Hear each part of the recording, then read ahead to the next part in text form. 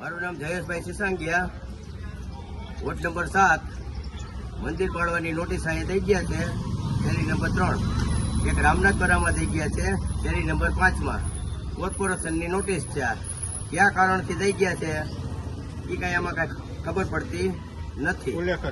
કોઈ ઉલ્લેખ નથી અને અમને લતામાં કોઈને નડતરૂપ છે નહીં, કોઈને નડતરૂપ જ નથી.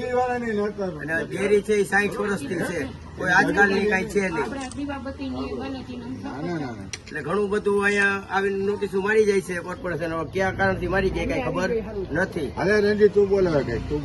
સરકાર અથવા કોર્પોરેશન, કોર્પોરેટરશ્રી, ધારાસભ્યશ્રી જે કઈ હોય અમને યોગ્ય આનું કરી દે, આટલી અમારી માંગ છે લતાવાસીઓની. આ તો નહીં, પણ રાજકોટનું એક મંદિર નડતરરૂપ જે ન થતું હોય એ કઈ પાડવામાં ન આવે. જે રોડ રસ્તામાં છે તો અમે સરકારને સાથ સહકાર દેશું. નથી એમ નહીં, આ એક ડેરી નડે એમ નથી. પછી આમાં કારણ વિનાના પબ્લિક ને હેરાન શું કામે કરો છો? અમુક વસ્તુ પછી પબ્લિક ને તમે હેરાન કરો છો, ધંધા રોજગાર બંધ કરીને આ બધું કરવું પડે છે.